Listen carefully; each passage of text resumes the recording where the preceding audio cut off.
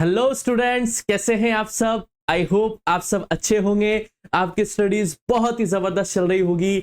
मेरा नाम है इंजमाम खान। स्वागत करता हूं आपका हमारे शानदार यूट्यूब प्लेटफॉर्म जिसका नाम है एफएमआई करियर इंस्टीट्यूट। जैसा कि बच्चों आपको पता है, ये क्लास 11th बिजनेस स्टडीज का चैप्टर नंबर 2 जिसका नाम है फॉर्म्स ऑफ बिजनेस ऑर्गेनाइजेशन, उसके 2 लेक्चर्स हमने बहुत ही शानदार तरीके से कंप्लीट किए थे बेटा। और अगर अभी तक आपने वो दोनों लेक्चर्स नहीं देखे हैं तो फटाफट से प्लेलिस्ट में जाइए, फॉर्म्स ऑफ बिजनेस ऑर्गेनाइजेशन की प्लेलिस्ट को खोलिए और फटाफट से उन दोनों लेक्चर्स को रिवीजन कर लीजिए।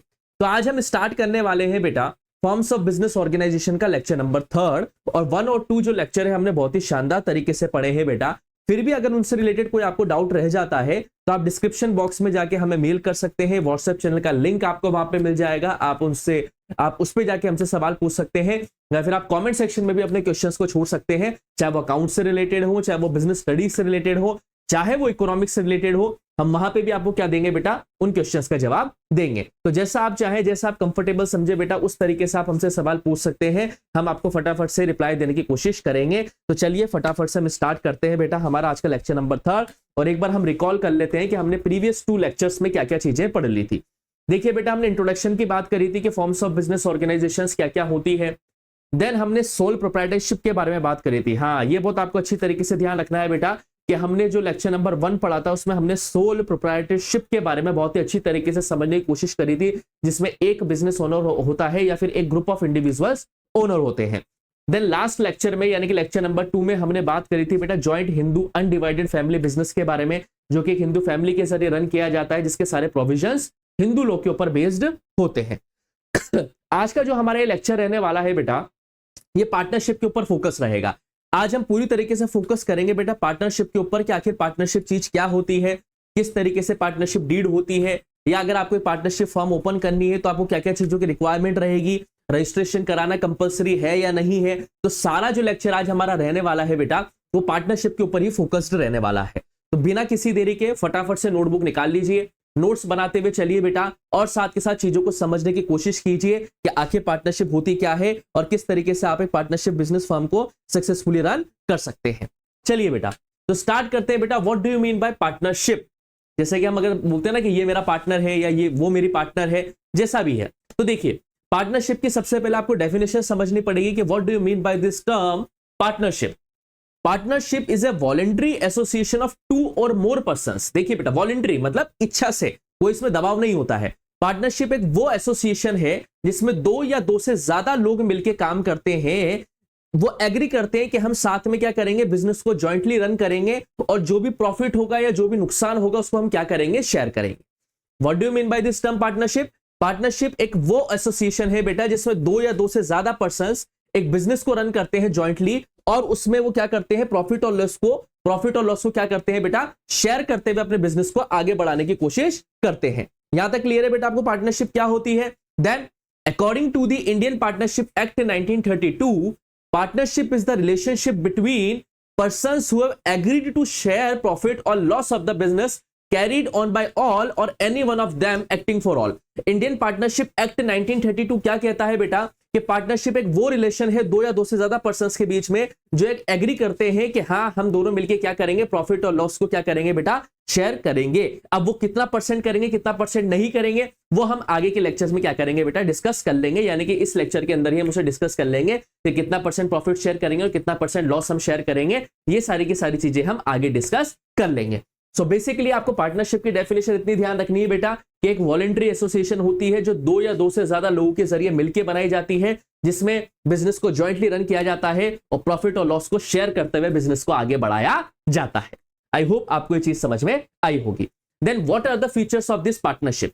पार्टनरशिप के आखिर फीचर्स क्या क्या होते हैं। So first one is agreement.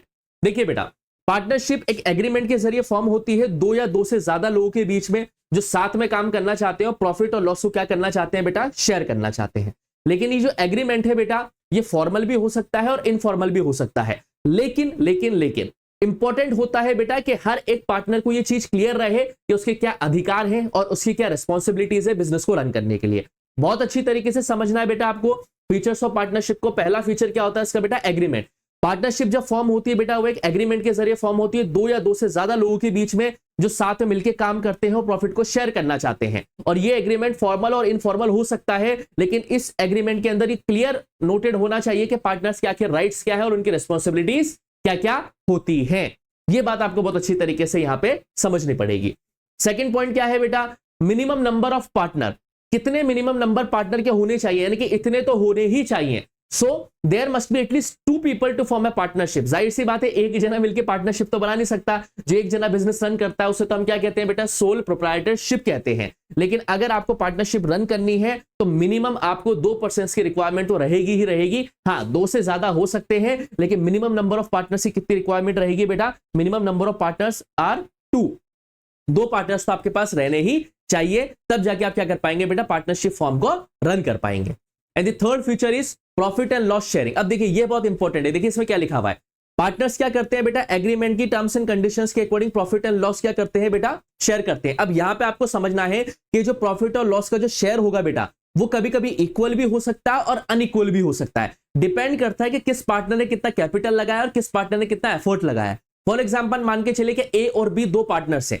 अब एक ने तो लगाए हैं 60 लाख रुपए और एक ने लगाए हैं 40 लाख रुपए। तो जाहिर सी बात है जिसने 60 लाख रुपए कैपिटल को इन्वेस्ट किया है वो प्रॉफिट की भी डिमांड क्या करेगा बेटा, ज्यादा करेगा। तो ये चीज आपको ध्यान रखनी है बेटा कि जब एग्रीमेंट बनाया जाता है तो उसमें पार्टनर्स के जरिए प्रॉफिट एंड लॉस का जो रेशियो होता है वो भी डिसाइड किया जाता है। लेकिन ये जो रेशियो है वो इक्वल भी हो सकता है और अनइक्वल भी हो सकता है। डिपेंड करता है उन फैक्टर्स पे कि एक इंडिविजुअल के जरिए कितना काम किया जा रहा है, एक इंडिविजुअल पार्टनर के जरिए कितना कैपिटल कॉन्ट्रीब्यूट किया जा रहा है। जिस हिसाब से वो कैपिटल कॉन्ट्रीब्यूट कर रहा है, जिस हिसाब से उसका बिजनेस के अंदर पार्टिसिपेशन है, उस हिसाब से ही प्रॉफिट एंड लॉस का जो शेयर है वो इक्वल और अनइक्वली डिवाइड कर दिया जाता है। And the fourth feature is mutual agency. अब ये म्यूचुअल एजेंसी क्या है, each partner is considered an agent of the partnership. देखो बेटा ध्यान रखना, जितने भी पार्टनर है एक पार्टनरशिप फर्म के अंदर, वो पार्टनरशिप की क्या है बेटा, एक तरीके से एजेंट की तरह वर्क करते हैं। Meaning they have the authority to bind the partnership in contract. मतलब वो क्या कर सकते हैं, उनके पास पूरी अथॉरिटी है बेटा कि वो पार्टनरशिप को कॉन्ट्रैक्ट्स में क्या कर सकते हैं, बाइंड कर सकते हैं। So these are the 4 features of partnership. And the fifth feature is unlimited liability. Partnership firm के अंदर जो लायबिलिटी होती है, यानी कि जो जिम्मेदारी होती है बेटा पार्टनर्स की, वो अनलिमिटेड होती है। देखिए कैसे, एक जो जनरल पार्टनरशिप होती है बेटा, उसके अंदर पार्टनर्स क्या होते हैं बेटा, पर्सनल लायबल होते हैं। जितने भी प्रॉफिट होंगे, जितने भी लॉस होंगे, वो क्या होते हैं बेटा, उनके जरिए ही शेयर किए जाते हैं। तो ये बात आपको ध्यान रखना है कि पार्टनरशिप फर्म के अंदर जो लायबिलिटी होती है बेटा वो अनलिमिटेड होती है, क्योंकि जितना प्रॉफिट होगा वो दोनों में बटेगा या 2 से ज्यादा लोगों में डिवाइड होगा, लेकिन नुकसान होगा तो भी वो उनको इक्वली और अनइक्वली उठाना ही पड़ेगा। सो पार्टनरशिप फर्म के अंदर जो लायबिलिटी होती है, यानी कि जो जिम्मेदारी होती है बेटा, वो अनलिमिटेड होती है। ठीक है। और लास्ट आपको फीचर याद रखना है बेटा, lawful business. Partnerships can only be formed by lawful purpose. अगर आपको कोई लॉफुल पर्पस है, यानी कि कानून की नजर में अगर वो सही है, कोई पर्पस है जो आप सर्व करना चाहते हैं कंट्री को, सोसाइटी को, तो आप पार्टनरशिप को क्या कर सकते हैं बेटा, फॉर्म कर सकते हैं। क्लियर बेटा। So these are the basic features of partnership. First one is agreement, second one is minimum number of partners, third one is profit and loss sharing, fourth one is mutual agency, fifth one is unlimited liability and the sixth one is lawful business. Clear बेटा। So these are the features of the partnership firm. अब हम बात करेंगे बेटा partnership organisation के, partnership firm के आखिर क्या क्या मेरिट्स होते हैं, what are the merits, what are the advantages, what are the benefits of partnership firm. तो सबसे पहला आपको पढ़ना पड़ेगा बेटा इजियर फॉर्मेशन, यानी कि अदर बिजनेस के कंपैरिजन में पार्टनरशिप को बहुत आराम से फॉर्म किया जा सकता है, कोई इसमें खर्चा नहीं आता है, लीगल फॉर्मेलिटीज भी इसके अंदर बहुत ही मिनिमम होती है। यानी कि पार्टनरशिप फर्म के अंदर 2 पार्टनर्स आपके पास हैं और दोनों अपने कैपिटल लगाने को तैयार हैं, तो आप आराम से इस पार्टनरशिप बिजनेस को रन कर सकते हैं। दूसरा इसका क्या फायदा है बेटा, इसमें जितने भी रिस्क होते हैं और जितनी भी लायबिलिटीज होती है वो किसी एक के ऊपर नहीं आती है, वो सभी पार्टनर्स में क्या हो जाती है बेटा, डेलीगेट हो जाती है। देखिए, while there's still potential for personal liability, sharing profit also means sharing risk and losses among partners। Partnership firm में अगर प्रॉफिट होगा तो सिर्फ प्रॉफिट शेयर नहीं किया जाएगा, जितने रिस्क होंगे वो भी शेयर किए जाएंगे बेटा, और साथ के साथ जितनी लायबिलिटीज होंगी बेटा वो भी क्या किए जाएंगे बेटा, शेयर किए जाएंगे। तो ये आपको यहाँ पे समझना पड़ेगा बेटा कि पार्टनरशिप फर्म के अंदर क्या होता है बेटा, जितनी भी रिस्क होती है और जितनी भी लायबिलिटीज होती है वो क्या होती है बेटा, किसी एक इंडिविजुअल के ऊपर नहीं आती है, बल्कि वो सबके जरिए क्या की जाती है बेटा, शेयर करी जाती है। So shared risk and liabilities are in there. Third one क्या है बेटा, एनहेंस्ड डिसीजन मेकिंग। ये मेरिट भी और डीमेरिट भी। देखिए, जब एक पार्टनरशिप फर्म के अंदर बहुत सारे पार्टनर्स होते हैं बेटा, तो हर एक इंडिविजुअल को अपन डिसीजन मेकिंग में क्या कर पाते हैं बेटा, इन्वॉल्व कर पाते हैं, जिससे डिसीजन इंप्लीमेंट होते होते बहुत ही शानदार बन जाता है। लेकिन हाँ, टाइम कंज्यूमिंग टास्क भी है, तो इसको मेरिट में भी समझना है और डीमेरिट में भी समझना है कि डिसीजन जो हम ले रहे हैं वो जब हम सभी पार्टनर से बातचीत करते हैं तो डिसीजन ग्राउंड लेवल तक इंप्लीमेंट होते होते बहुत ही शानदार हो जाता है। लेकिन हाँ, कभी कभी डिस्प्यूट भी अराइज हो जाते हैं तो ये लिमिटेशन हो जाएगा, और कभी कभी टाइम बहुत ज्यादा लग जाता है तो ये भी क्या हो जाएगा बेटा, लिमिटेशन हो जाएगा। And the fourth merit is shared resources and expertise. जाहिर सी बात है बेटा, जितने भी पार्टनर्स होंगे वो अपने साथ अपने कैपिटल, अपने स्किल्स, अपना एक्सपीरियंस सभी लेके आएंगे। अब जब वो अपना कैपिटल लेके आएंगे, जब वो अपने स्किल्स, अपनी नॉलेज, अपने एक्सपीरियंस को लेके आएंगे तो जाहिर सी बात है उस बिजनेस के ग्रो होने के चांसेस है, उस बिजनेस की ग्रो होने की प्रोबेबिलिटी बहुत ही ज्यादा बढ़ती हुई हमें देखने को मिलती है। So fourth merit is shared resources and expertise. Clear बेटा? तो ये फोर्थ आपको चारों के चारों मेरिट्स आपको समझने हैं। First one is easier formation, आराम से बनाया जा सकता है।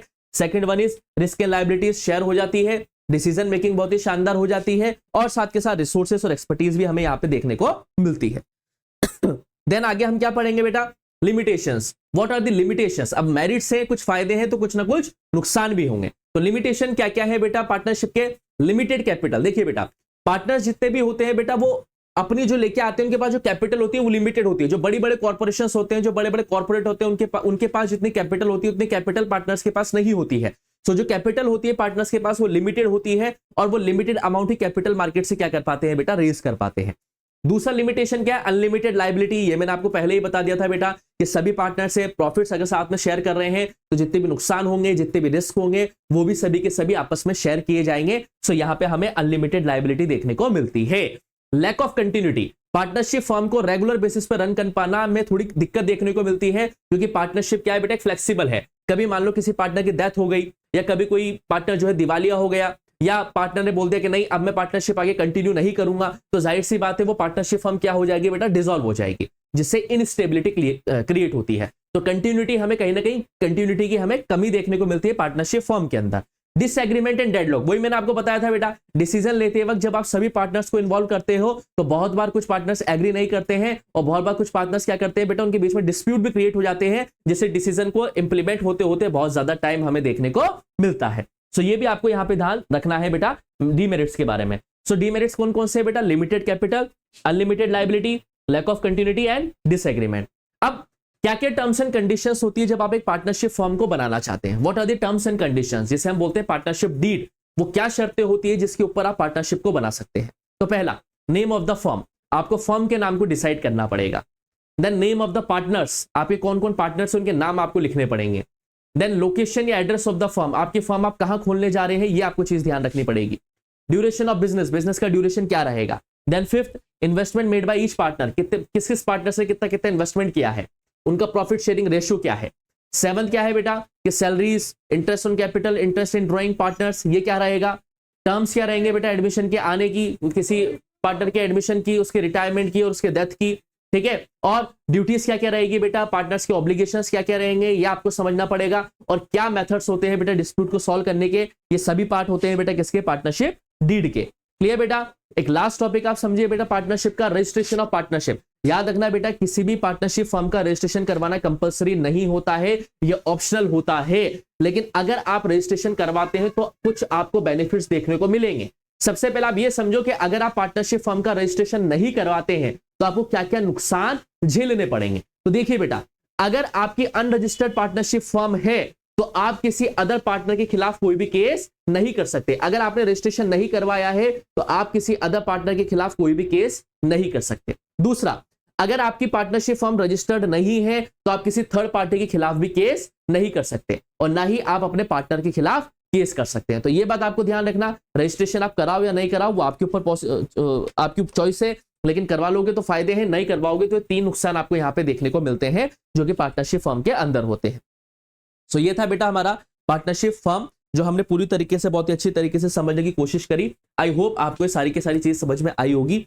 फिर भी कोई डाउट रह जाता है बेटा तो कमेंट सेक्शन में अपने सवालों को छोड़ देना बेटा, या डिस्क्रिप्शन बॉक्स में आपको व्हाट्सएप चैनल का लिंक मिल जाएगा, वहां पे भी हमसे क्वेश्चंस पूछ सकते हैं। जल्दी ही मिलूंगा बेटा आपसे नेक्स्ट वीडियो में या नेक्स्ट लेक्चर में चैप्टर के साथ।